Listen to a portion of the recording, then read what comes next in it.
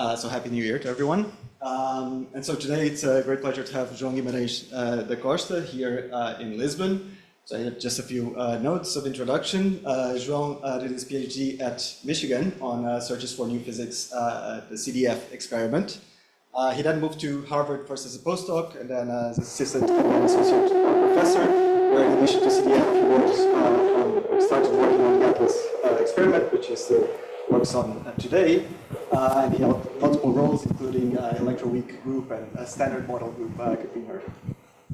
In 2015, he moved to IHEP, where in addition to his work in Atlas, he is now heavily involved in the Circular Electron Positron Collider, which is what we will hear about today. So please.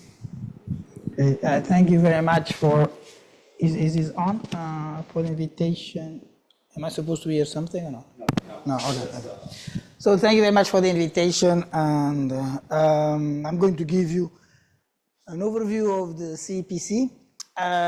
So the way I prepared this, so in fact this talk is mostly similar to a talk I presented a few times recently. I went to Germany and France, Paris, and actually Mexico, all integrated in this preparation for the European strategy group and the preparation for CERN. So this is not so much a talk about the physics, because in fact I already gave a talk about the physics of this project before, and the physics is mostly the same as the FCCEE that you are more familiar with.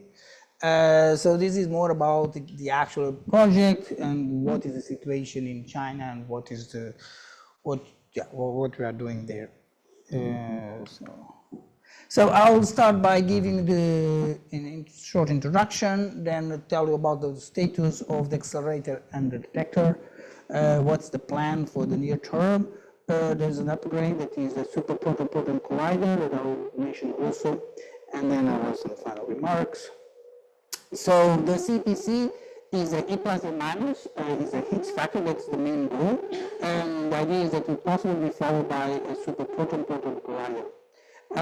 So it was proposed in 2012, so the Chinese colleagues always like to point out that they actually proposed this before the FCCE. So this was in September 2012. Of course, there was the TLEP thing, that there was something even before that. And so the idea is that you'll have this E plus A minus collider, and then we can also put in the same tunnel a PP collider. We can have heavy ion explosion, you can electron-position collision. So here you can see the idea where you'll have, of course, all this has to be built from scratch as opposed to what is at CERN, and you have a tunnel where you can have a booster for the CPC or the CPC, and we have the SppC all in the same thing.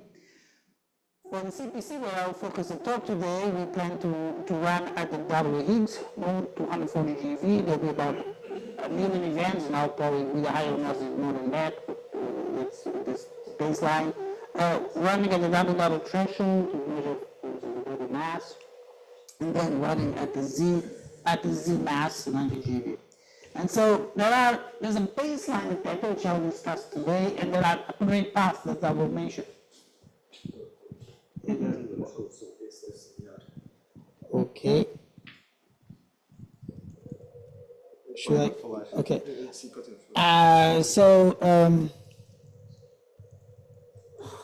Unacceptable. Okay. So the baseline is a 30 megawatt machine, but there's an upgrade path to go to 50 megawatt.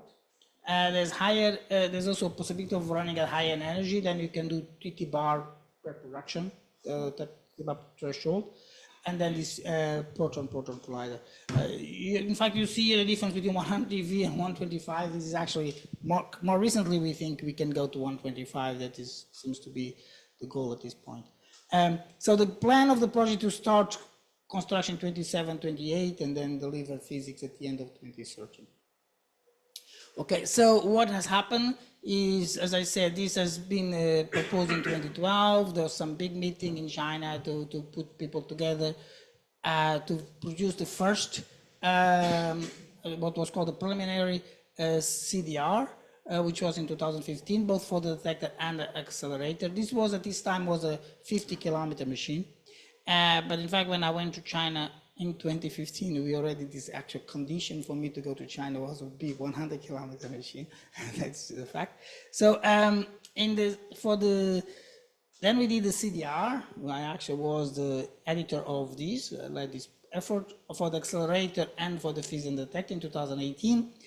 And now there is already a technical design report for the accelerator, which has been published last year. And we are working on a reference detector TDR that we want to publish in 2025. And we'll discuss this a little bit more in detail. This is not supposed to be the final detector, but we call it a reference detector. I will explain this better. So let me tell you a little bit more about this. So one of the things is, okay, as I showed you before, there is 3 accelerators that can go inside the same tunnel. You can see them here. You see here the CEPC and the booster that will be on this port here. And then you can see here on the left-hand side would be all the space for the proton collider. This is a very large tunnel. It's actually 6 meters wide, so it's wider than the FCC to allow this expansion in the future. Another thing that we are very proud of is that because it has been some discussion that happened for many years now, is this mode of switching the running modes. This was proposed from the beginning, that we'll be able to run these accelerators at the different center of mass energy, and then we'll be able to, with magnets, including more or less cavities, and so we can switch from one energy to another energy. And this at the beginning was considered a silly idea by our CERN colleagues, but now they are doing the same thing for the FCCEE. So that's one thing we like to point out. And here you can see, so there are 2 interaction points, one on the top here, another one over there. There's actually space for 2 other interaction points could happen here, but we are not planning to do that. At this point is 2 interaction points. These caverns will be big, and they will allow for 2 interaction points for the PP machine. So you can imagine if you're running things in parallel, you can have E plus, E minus, E at PP over there. And here on the right-hand side, you see the optimization that we have done for the length of the size of the circumference of this, and that several different options that were considered. It's actually, if you're just going to do an E plus, E minus collider to study the Higgs or the Z, it makes no sense to make it very big, in fact. The only reason that is justifiable is for if you want to do TT bar threshold for the upgrade, or if you want to then later to do the PP machine, of course. So that's why we go to such a large conference.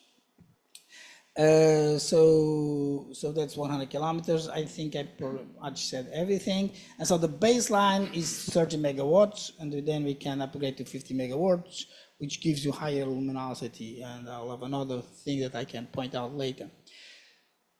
So for the TDR, so this is a big milestone, the CEPC accelerated TDR, which was released in December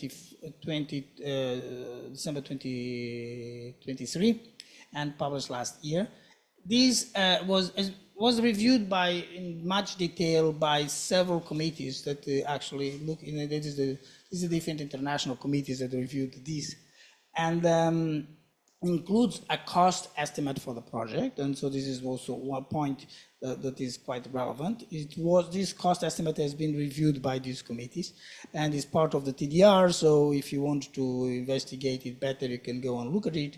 I updated the cost as of today's rate to convert it to euros. So you can see how much it costs. It's about 5 billion euros, actually 4.8 billion euros as of today. And of course, the major cost comes for the accelerator and comes for the tunnel, but it's still much cheaper than the FCCEE for the tunnel. Then the experiments here, this is an estimate on the cheap side, probably, but it's 530 million euros for the 2 experiments. Okay, so the parameters here on the left hand side, you see so we have to build everything from scratch. there's going to be a LINAC that will inject the particles into this booster. In fact, initially it was 10 GeV, now the booster will take particles above 30 GeV. This is because if in a 100 kilometer ring, in fact, if you inject particles at 10 GeV, then it's the magnetic field is very, very weak, and you need to worry about the effects like Earth magnetic field. So we have to increase this. That means the LINAC has to be bigger, and we are also thinking about plasma LINAC, and the plasma LINAC forward injection could be possible. So there's a lot of research now on plasma acceleration there. But if we start in 2027, most likely it's not going to be plasma, but you know, if there are delays, then perhaps that becomes a possibility. So it will just be a longer LINAC. And then you'll have the collider as I mentioned before. And so the parameters, the major questions is the injection energy, the extraction energies that I was mentioning for the different running modes, then the luminosity, this is for the baseline collider. In terms of integrated luminosity is 5 times 10 to 34 for the Higgs, and the number of years we are running. So it's quite different from FCC, because here we're planning to start running on the Higgs, and that's really the goal of this project. So it's running on the Higgs from the beginning, and you can take some data on Z, but we think that starting on Z is going back to LEP, which is a little bit strange after all these years. So you start on the Higgs, you can do some calibration, you can take some Z, do some physics papers on Z, but it's not going to be the main thing. After you take the Z data, the Higgs data, we go to the Z for higher luminosity and do the other things. And here is a plot showing you the comparison. This actually came about because there was some confusions and mistakes on previous people's slides. So this is the actual correct slide with showing the comparison of the luminosities of FCC and CEPC. And these are the linear colliders. So if you are at low central mass energy, the circular colliders clearly win. If you want to go to very high energies, then the linear colliders will start winning. So we are aiming to this region here. The CEPC baseline is this blue line here, and the FCC baseline is 50 megawatts. So the power is larger for the baseline of FCC. Okay, so if we upgrade the CEPC to 50 megawatts, which at the end, the goal is that, and the idea is currently the pricing of this project is done in such a way that China could pay for the full thing. The idea is that we will have international collaboration, and the international contributions could allow for the upgrade. So the hope is that we start at 50 megawatts with the international collaboration, but if that does not happen, then it will be 30 megawatts. So you actually need to compare the dash line of 50 megawatts to the FCC at 50 megawatts, and actually the luminosity at CEPC is higher currently. And the reason for that is because the FCC reduced the size of the ring from 100 kilometers to 90 kilometers. So it actually now, this is what happens.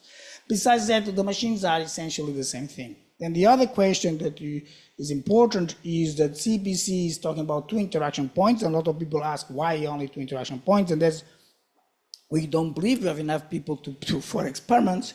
I mean, there's not much of a physics motivation, even for LEP, there was not much of a physics motivation to do 4 experiments. But of course, if there's enough interest, we could have 4 experiments, but you know, we don't believe this is going to happen. FCC right now is talking about 4 interaction points because they have to motivate a lot of people to fund the FCC. So that is the situation. I also hear that most likely, you know, the money is enough only for 2, but okay. So if we compare the 4 interaction points to 2 interaction points, then of course the integrated luminosity from the FCC would be higher, right? Because but you cannot only multiply by 4 because in fact there's beam effects, and it goes actually the square root of the number of interaction points. So so in terms of technologies, so I don't have enough time to go. This light is red. Is there a reason for that? I don't care. Okay. So there's been a lot of R&D, and these are pictures of all the detector components that we have done. And so it's not that just we have done design things, we actually have built the prototypes. And people that have visited the institute and in particular went to visit the high energy photon source that we have just completed at IHEP. Actually, this is in the same Mario, the place where you visited outside the Beijing. This is a project that we decided to build in 2018 and is already completed and is running. And what we did with this is we were able to develop a lot of the technology that is supposed to go for CEPC, but because this is a E+, is an electron accelerator, we could use the same technology. So at this point, we have everything you see here are the prototypes that have been produced and that have been actually satisfied the specification. So mostly of the detector of the accelerator has been tested. Then, as I was saying, a lot of this, a lot of the technology that we have done that we need for the CEPC has been actually even in mass production for producing for this light source. So you see here lots of this is the LINAC for the light source and the magnets, and alignment technique, which has been very challenging for the light sources. Methods have been developed and so forth. So we believe, of course, that we have a lot of this already, all this information, of this technology. One major thing is klystrons. No, sorry, this is the cavities. So we actually have the highest Q cavities at this moment for the plus and minus. We developed, this is 1.3 gigahertz cavities. There's also 650 megahertz cavities. And these are the cavities that are needed for the booster. And these are the specifications in terms of the accelerating energy and the Q value and the, Q value and the acceleration potential. And this is what you already achieved. So we have the cavities required to do this project. And they compared here with the light sources. Is the SLAC light source, and this is a light source in Shanghai. And these are the best cavities at this moment. Okay, this is the klystron. So klystron is, of course, something that is also very important. One of the goals is to make this machine very green, so we want very efficient klystrons, and so the goal at this point is to achieve 80% efficiency, which has never been achieved, but we have at this point very, very close to do that. In fact, I don't know, I didn't check back to them to know if they actually, the goal was to achieve the 80% by 2024. I know that in November they haven't done it yet, but they are very close to achieve this efficiency, and I've seen this klystron being tested there. Okay, in terms of where is this going to be built, and all the tunneling and so forth. So there are several sites that have been considered, actually more than these. Now here we have 6 sites being discussed. These are the ones that were studied in more detail. So we have these companies that are civil engineering companies. I've been very, very impressed with this when because I came to realize that we are such a small client to these companies. I mean, these are companies that have built extensive lines of subways, and when you just, so it looks like in Beijing, 2 more lines of subway just came online. These are gigantic structures with very large caverns, much bigger than the caverns that we need for our detectors. And they moved, this company, Yellow River Company, is the one that moved the Yellow River. So they produced gigantic tunnels, 300 kilometers to move the river. So we are a small client, and they have mostly done this research of studying the different sites, mostly for free for us. So that's one of the things that, for instance, the FCC is paying now. I understand they got 100 million to do these studies at CERN. We mostly have been getting this for free from these companies. So yeah, all the sites, so we identified several sites that satisfy the requirements in terms of geology. There's a question about, is the place going to be nice enough for people to be there? So for sure the place will be next to a big city and with a big airport, because that will happen. But exactly the location has not been identified yet. Let me tell about the detector R&D. So here I'm actually, you can see me here on this picture. I didn't think too much about giving more details about what I've done, but actually here there is quite a bit. So I'm actually being leading the vertex detector stuff until quite recently. I've been moving, doing more HGTD timing detector in Atlas recently. But the big project was to develop a sensor for the vertex detector. So this is a CMOS sensor that you see here, and then we produce a prototype of a vertex detector. There's 6 layers here of ladders with these sensors that we took to DAISY to test, and so this has 5 micron resolution. And there was many other projects developing different types of chips also for these kind of things. And in fact, we were working very closely with the Italian groups, and clearly there's a big difference on the collaboration before the pandemic and after the pandemic. I'm actually a member of these efforts of the Arcadia, and we were supposed to collaborate much more closely before the pandemic than after the pandemic. Things that we have done, we did a lot of studies of drift chambers, a lot of studies on the TPC, that the OC actually is what we are now thinking could be the main thing. In terms of calorimeters, we built a large hadronic calorimeter, an ECAL, that was a prototype that we took to CERN for studying. Which, this more or less follows the same thing as, if you are familiar with CALIS, follows the same thing. With those collaborations with IDEA, which is the detector also proposed for FCC for this work without calorimetry, but not a lot of work from China on that. And we have a new idea for a crystal calorimeter, and we also have small prototypes for that. And we are integrated into this effort of making uniform software for FCC, linear collider, CEPC with CERN. Okay, so this is the management organization. So it's an institute board, as a steering committee. So Yifan Wang, I don't know if you know him, he's really he's a top physicist. He's the person leading the Juno and Diabay and so forth. He's the leader of the steering committee. This is advised by this international advisory committee. That I have here the names of the people that quite well-known people in our field, and I'm a member. What am I doing? I'm the leader of this detector group with some other colleagues here. So there's quite a few domestic universities involved here, and the international effort used to be more international, is less international now. We'll talk a little more about that, I'm sure. Okay, let me tell you about what we plan to do. So we are more or less here. So this year is very important because this is the year where we are preparing the CEPC proposal for the government.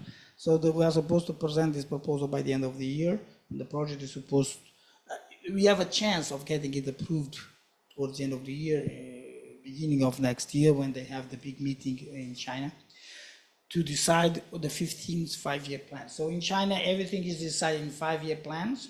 And I was quite impressed. There was a JPSI big event just a month ago or so at IHEP, where many Nobel Prize winners came to celebrate the discovery of JPSI, including Ting. And there was a discussion about what IHEP is doing now. And actually, IHEP had proposed in the past doing a supercharm factory, and that was not approved by the government. And the government told us we should do more international, get involved in international collaborations, do neutrino physics, do astroparticle physics. There was a bunch of things they told us in 2000 that we were supposed to do. And this is exactly the program that then IHEP has been doing in the last 20 years. So it's interesting to see. So you propose things on this 5-year plan, something will come out, and in principle, we really need to be into this 5-year plan. So now this is the goal. So for the detector, I said we are producing this TDR, and for the accelerator, we are already working on an engineering design report. So this is already with the review committee and so forth. So we will have some preliminary version of this plus the reference TDR. So this reference TDR, the idea is we will have a detector that we are putting forward that is something that could be built just to demonstrate to the government that we have a detector that can build. But this is not supposed to be the detector we're going to build, because we want to have 2 international collaborations, and there will be TDRs afterwards. I'll tell you the time scales for that after that. Okay. Okay, so in terms of the accelerator is certainly more advanced than the detectors in terms of preparation. As I said, they are already doing the engineering design report. They are doing things like really detailed construction plans on how to start doing the construction. How are they going to do mass production of all these things? Because we are producing large quantities of equipment. So already talking with companies and trying to understand how to simplify the construction procedures to build these things in large numbers, and all the experience we had with this recent accelerator projects are helping on that. One of the most challenging things is the MDI, and I think the MDI region, this is where Bell 2 is having a lot of trouble. We are trying to learn from them a lot, and also where FCC is putting a lot of effort, and for us it's also very important. So there's been designs. This was part of my project. I had a big grant that had to do a lot of strange things. So one of them was to design the dipoles for the booster. This is when we understood that it was too difficult to design the dipoles, and we had to increase the energy of the booster to 30 GeV instead of 10 GeV. And by doing that, we can now produce normal magnets. These are steel magnets, and these have now been designed very carefully, and they seem to satisfy all the requirements. This is the collider magnets. And we are doing the timing already and the controlling of the whole thing, because of course 100 kilometer machine, how do you communicate from one side to the other in time and all these things. And also the alignment, which is a gigantic problem also. Okay, in terms of how everything gets together, so we decide to make a mock-up of the tunnel. So there is an actually mock-up that is being built now, or is going to be built now, that is with the different pieces of the accelerators, and to see how everything fits inside of the tunnel. And as we are also doing a mock-up, or like a prototype of the production line for the magnets, and we actually want to do these things done in an automatic production line. So we have this idea that China has so many people that we're just going to use people. In fact, he's usually try to avoid using people. So this is we are trying to do it as automatic as possible, and so there is a prototype design of how you're going to make, because we need to do these 15,000 dipole magnets for the CEPC.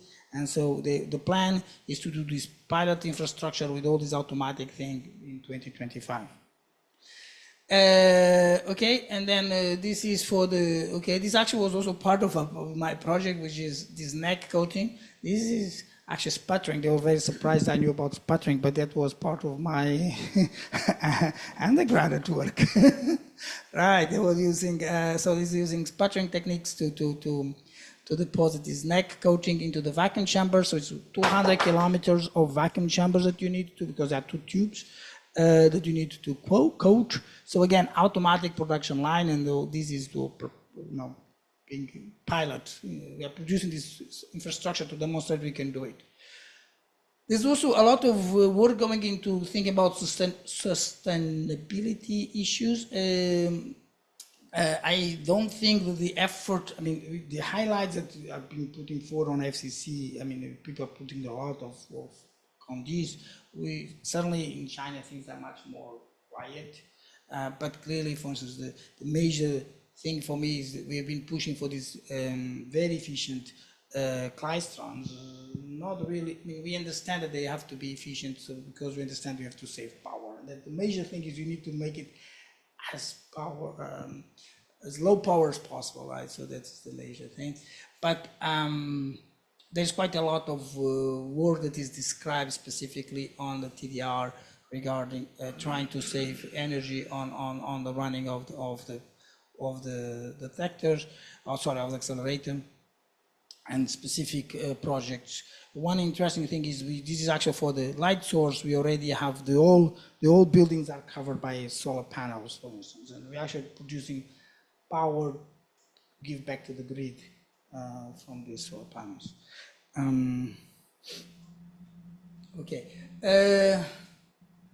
Okay, so now let me talk about a little bit about what we need in terms of R&D and international contributions. So it's sometimes we will look at this and say, oh, so you've done everything, you know everything, you don't need any help, but this is of course not the case. Of course, a lot of help is needed still. It's just that first we need to demonstrate that we can produce things by ourselves so that the government can give us funds, but help is not finished. There's a lot of work still to be done, and help is needed in many aspects of the accelerator systems, but of course on the detectors even more, right? So we know we can produce a vertex detector. As I was telling you, there's a sensor. We can produce a vector, but of course you can produce a much better vector detector if you have a lot of other people involved. So I wanted to point out interesting thing is in terms of the ability of producing these things in China, and also my institute. This is actually the projects from my institute that we have been producing, kind of accelerators. And one thing that is important to point out is that all the accelerators projects were produced on time and on budget, and this is very different from other projects. So this light source, I was there in the discussion. Suddenly someone came, in fact there's a light source in Shanghai that got funded, and Beijing government said, oh my God, why are we losing to Shanghai? So they decided to offer us some money to build a light source in Beijing. And this was 2018, and we have all these conversations or something. No one fully understands exactly what's happening, but a lot of money is possible for us to produce this light source, and we thought, how can we relate this to the CEPC? But the time scales is they tell you have to finish by some time, and a lot of effort is put to get it done by that time, and so it's indeed finished. And if you visit, in fact, people visit a few months ago, they could see it, they could go in. Now I take people outside, they cannot go and see it anymore because it's running. So this was the order of 4 billion renminbi. So it's already a large percentage of the money that we of course need for the CEPC. You can see the scale. I actually made a graph that I didn't put here of the funding that we've got for the accelerators as function of time, and it's actually exponential growth, and you'd have to have exponential growth also to get to the CPCs. So if we stay with that line, it would be okay. There is here a list also of other projects, not just for my head, but there's a big race for light sources around the world and in China, and a lot of accelerators are being produced, but not only light sources, there's also these heavy ion facilities, hadron facilities being produced. And so, in fact, the funding currently for accelerator projects is already 39 billion renminbi. So it's actually more currently already than we need for the CPC, just for these small projects. So in terms of the detector designs, let me just a couple slides on that. So when we did the baseline CDR in 2018, one of the things we felt was, okay, there was a lot of inspiration coming from the linear collider detectors. So we had a baseline that was mostly an ILD detector, and then there was an option of putting a full silicon tracker, although it was not fully developed, that was close to a SID. And then there was also the idea concept. And so here we worked very closely with Italian colleagues, and they were part of our CDR. And this is the same for the FCC. Now, after that, we decided, okay, we should be thinking about something different. Let's see where we can optimize things into a different detector. So this is what we call the fourth concept. So the current thing includes a crystal calorimeter for ECAL. The electromagnetic resolution of this detector was very, very poor. So this is now probably too good. For the hadronic calorimeter, instead of plastic scintillator, which we produced a prototype, we are now thinking about glass scintillator. There's a lot of research going on for developing glass that it could work good enough, and we are very close to that. Then the vertex detector is maps. We are actually thinking about the Alice kind of design, the curved maps for now. And we went back to put a TPC. We spent a lot of time thinking about putting a drift chamber here. Now we are back to a TPC because we think that we're going to run for 10 years with this thing, and by then the drift chamber most likely will be dead anyway. The TPC is very good because it gives us PID for the early times, and later we might put something else there. So that's what we are putting now in for the baseline. So this is what we call the reference detector. And the way, so we have this baseline thing with these technologies, more or less I was pointing out to you with some details, for instance, with the TPC is pixelated TPC readout. But we have, for comparison, some alternative technologies that we put also there.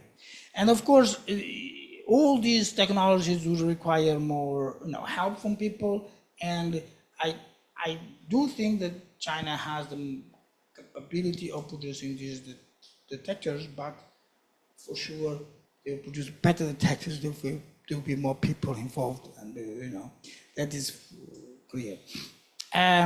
So I think international participation in all these things is very much welcome.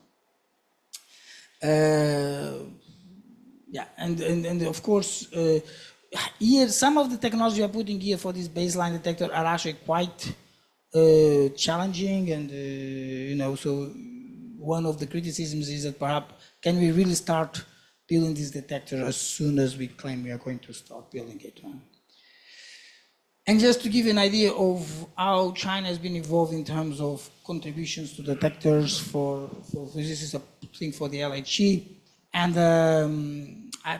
Chinese Atlas, CMS, LHCb, and Alice. Initially, of course, there was not so much contribution. For Atlas was mostly on, was actually from my institute on the muon system, the MDT chambers, the drift chambers. Now, more recently, we contributed to the new small wheel for Atlas. So this is also CMS. My institute is also on CMS, so they contributed for muon chambers also there, and the trigger system. This is tracker, and this for Alice is also the tracker. There's other universities, for instance, doing a lot of nice work on chip design and the sensor. Now in Atlas we are doing the ITK, the timing detector, and the muons for the future. We are also on AGCAL for CMS. Again, more upgrades of Alice and the LHCb in terms of tracker. So that's more or less so quite broad. In terms of the international exchanges, as I said, there was certainly much more collaboration up to the pandemic, and now with the pandemic and the political situation, things became more complicated. Still, we continue to try to engage people, and it's not so much a question of us not wanting people to collaborate, it's of course the other way, but we also understand at this point that we need to continue with the project. It makes no sense to stop, wait for people to say, oh, we want to collaborate with you, and then we move forward, because that means there will be no project. So the idea is we move forward with the project. Once it's approved, we hope that people will join it. So we had, for the CDRs and the TDRs, we did have a lot of institutions contributing, but these are at the level of 1 or 2 people, 3 people, it depends. Some of them are bigger, but a lot of, not large numbers. We have a lot of workshops and international conferences. So we actually have been having this CEPC workshop in abroad, so Rome, Oxford, Chicago, Edinburgh, Marseille, and this year is going to be in Barcelona. And they really want to come to Portugal. So you need to discuss this because they are giving me a hard time. They want to try the Portuguese wine,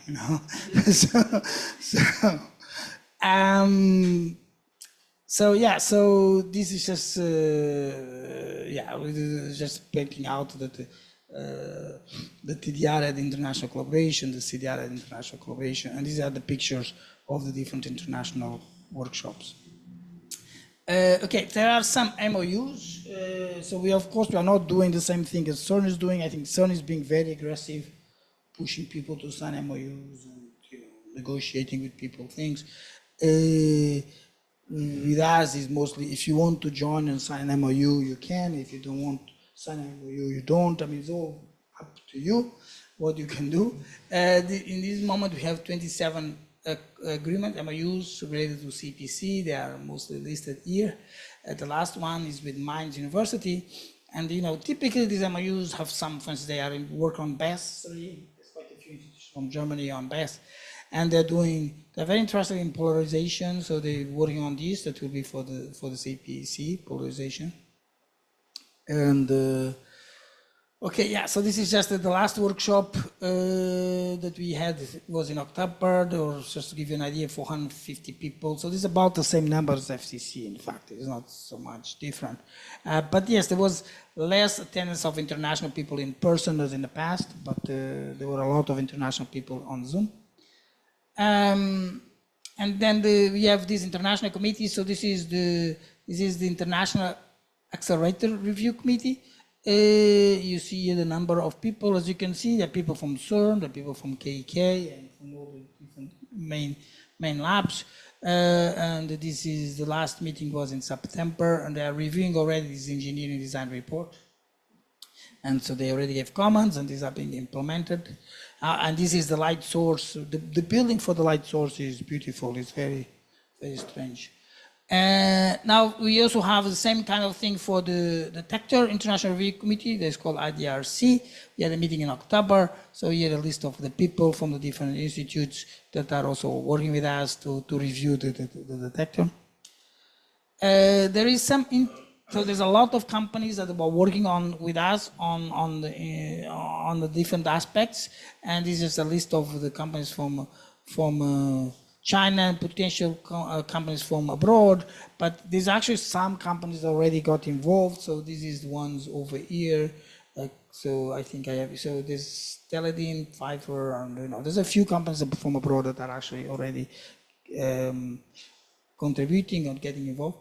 Okay, so let me tell you now about the 5-year plan in the next post. How much time do I have? Okay, so the procedure is still not very clear because people ask exactly what's going to happen. There is a process that I'll tell you a little bit about it, but it's not completely clear. We also don't know exactly how much money there's going to be, but we are between IHEP, the Chinese Academy of Science, which is a gigantic institution in China, very powerful, and the local and national governments, we are working with them. And so the idea is to really be in the 5-year plan. And so we have to start sometime within these 5 years, so we wanted to start there, okay? So we are doing this work that I told you about to prepare, which is the TDR, the EDR, and then some more documentation. So first step was to be approved by the Chinese Academy of Science to make this proposal. And in fact, this is new now. 5 years ago, this 5-year plan was something that just showed up and no one knew exactly what to do. And one day we thought, oh, we should submit something. Now it's a very clear thing that's been prepared for 5 years. So they already talked us about this. They define this thing, the process has started, they have a steering committee that with international people that review many of the projects. So what you see here is the evaluations by the different teams of each one of the projects that were put forward to the Chinese Academy of Science in particle physics. And so you see there were 9 proposals selected from 15 that were submitted.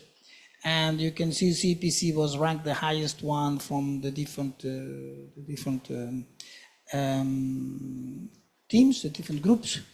In fact, after this slide, actually I used to put it here. There was Ifan gave a presentation at CAS just recently, which was received quite positively. So they have restarted this process of selecting, and this is going to happen throughout this year.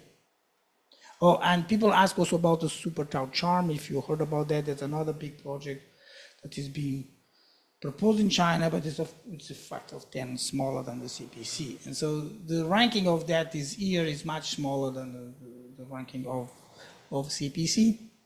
We believe that the CAS will probably only propose one particle physics project. So yes, there is some competition between these two projects if we want to be included here. Okay, so how are we going to make these, and where does people can get involved? So this is the schedule. We work in these 5-year plans. So the idea, this is accelerator, detector, and then international collaborations. So the idea is to, try to get as many people involved as possible at this point.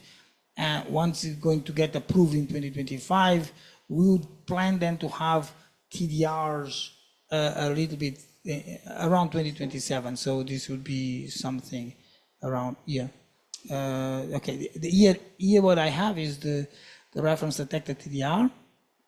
And then when we define the collaboration. So once it gets approved in 2025 or beginning 2026, we'll start seeking for people to submit proposals, and then you'll have to discuss these proposals, and then these people would have completed TDRs, and exactly who's going to approve these TDRs. We think it should be an evolution of the committees that we have now. Initially was, we think the detector committee will eventually decide these things, but it's not completely clear. So we need to have these TDRs, of course. So the collaboration should be done by 2027, 2028, or something like that. TDRs by 2029, something like that, because we want to start taking data. I think it's going to be, this is probably a little bit too optimistic, but probably 2037 or something like that. So, and typically for these 5-year project, these 5-year plans, they need to start a project and then finish it in the next 5 years, something like that. So they actually have a pressure that they need to do things in 10 years time scale. Okay, in terms of people collaborating in these things with IHEP and in China, so here is BESS. This is BESS 3, current project there with IHEP. So this has 18 institutes from Europe, 29 institutes from abroad, and there's 58 institutes from China. In fact, the way this is organized is there is 3 spokespeople. I actually thought it was only 2, but there's 3 spokespeople. There's a foreign spokesperson, there is a spokesperson from IHEP, and there's a spokesperson from the rest of China. So you can imagine a CERN spokesperson, a spokesperson for the rest of all the other institutes, and a spokesperson from the non-members of CERN, right? Something like that.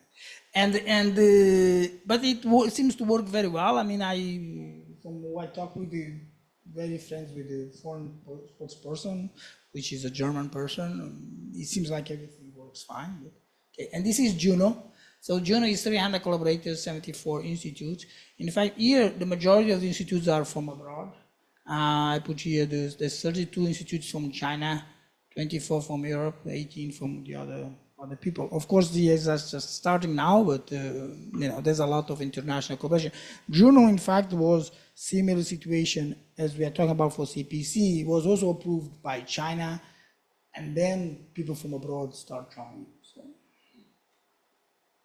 Okay, so for the SppC, so the idea, as I said, is to put another collider inside the same tunnel. So we are not going to take out the CEPC. Yes, we need to produce another injector chain. So it's not like CERN that already have these things. The idea would be to do something with the energy of 100 to 150 TeV, because the magnet technology might be evolved at that point enough that we could go to higher energies. We can do heavy ions. And as I said, we could try to run the CEPC and the PP machine, and then you do electron-proton colliders. So the magnets, yes, we could have magnets from 20 to 24 Tesla. And we have some new technologies that have been proposed by China and pushed very, very strongly, which is this high temperature superconducting with iron-based technology. And so we think that this perhaps would evolve to be ready in a time scale of 20 years or so. So we have some prototypes that we have developed with these iron-based coils that really can produce a lot of Tesla, but it's a small thing, so you have to make it big, we have to make it large scale productions. And here is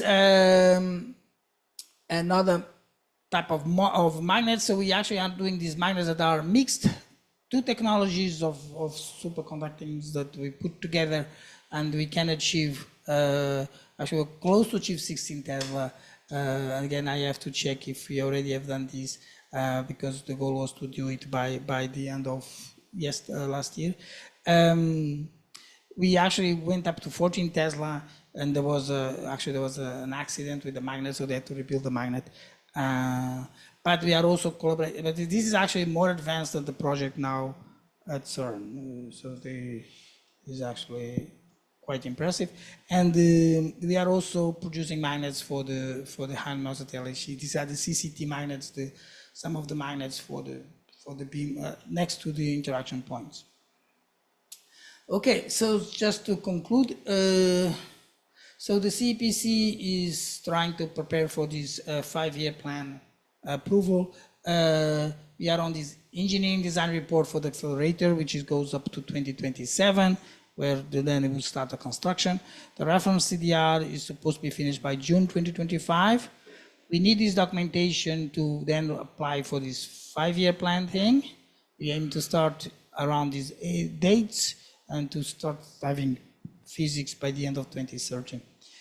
So we certainly striving to have international collaboration. This is a key aspect from the beginning. The idea is to have 2 experiments, unless a miracle would happen and a lot of people would show up that we want to have more. It's important that we exploit the R&D synergies between all the projects in a friendly way. I think that, of course, each project is helping each other, because having a CEPC helps the FCC project politically on pushing it forward, and the FCCE also helps the CEPC, in fact. Right? And also, this is starting to have some conversations in the US of having something happening there, because in the past they did not want to do anything anyway. Okay, so one thing is the CEPC, of course, will inject some new money that otherwise will not be available to our field, and it can offer a Higgs factory earlier than the other projects. Okay, thank you.